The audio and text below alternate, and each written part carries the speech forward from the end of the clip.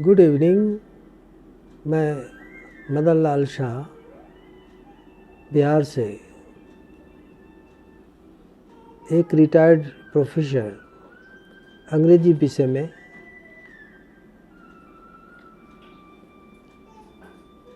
आपके सामने उपस्थित हूँ। अपने विद्यार्थी जीवन के काल से ही अंग्रेजी विषय के अतिरिक्त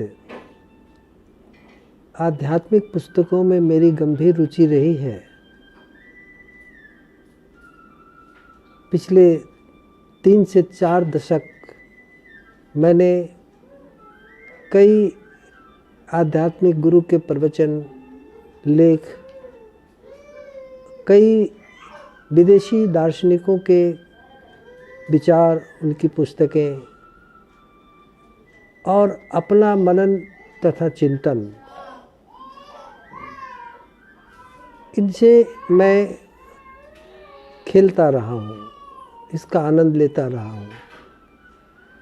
आज मैं इस स्थिति में हूँ कि जो कुछ भी मैंने जाना है, ज्ञान के रूप में अर्जित किया है, वह आपसे शेयर करूँ। मैं आज आपको जीवन के एक सत्य के बारे में कुछ चर्चा करूँगा। एक सत्य तो सोक्रेटिस देकर गए हैं कि मनुष्य मरणशील है, अर्थात मृत्यु निश्चित है। दूसरा सत्य भगवान बुद्ध ने दिया है कि यह जीवन दुखमय है। महात्मा बुद्ध मृत्यु की बात को सामने नहीं रखते, उन्होंने जीवन को सामने रखा है और सारा जीवन दुख की एक लंबी धारा है, बहती धारा है। इस बात की चर्चा महात्मा बुद्ध ने की है। मैं इसी संबंध में 2-4 बातें आपके सामने रखना चाहता हूँ।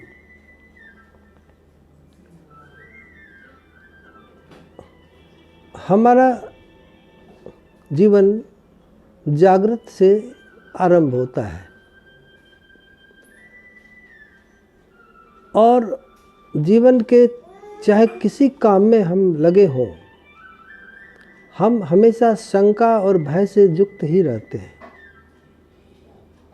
उदाहरण के लिए, यदि हम ट्रेन में चल रहे हैं तो एक्सीडेंट का खतरा आशंका बनकर दिमाग में छाया रहता है।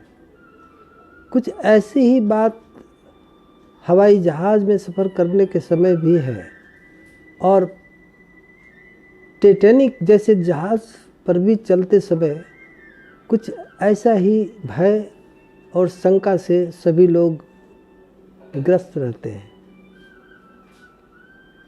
हम जब सड़क पर चलते हैं तो भी खतरे में है।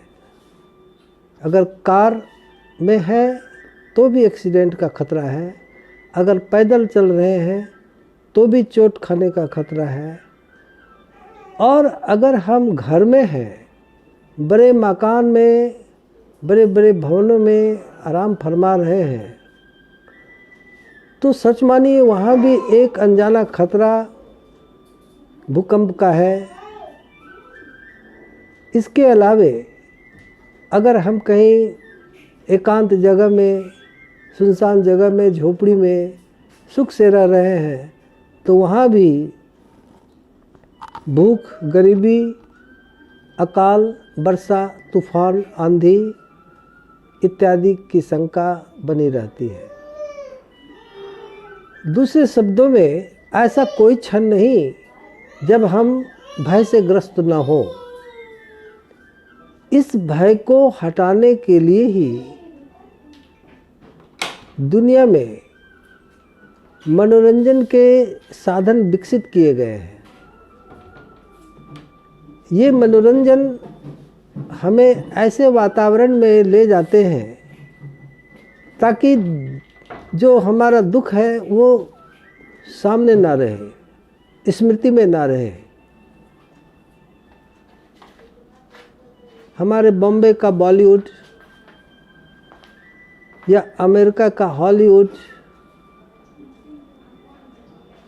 एक प्रकार का भ्रम क्रिएट करता है।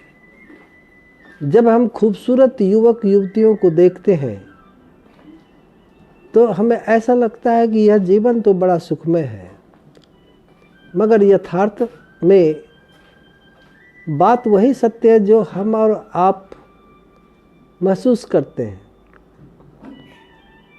अगर गंभीर होकर कभी विचार करें तो यह पता चलने में ज़्यादा वक्त नहीं लगेगा कि हमारा जो समय है वह हर पल भय, शंका और डर के साए में बीतता है।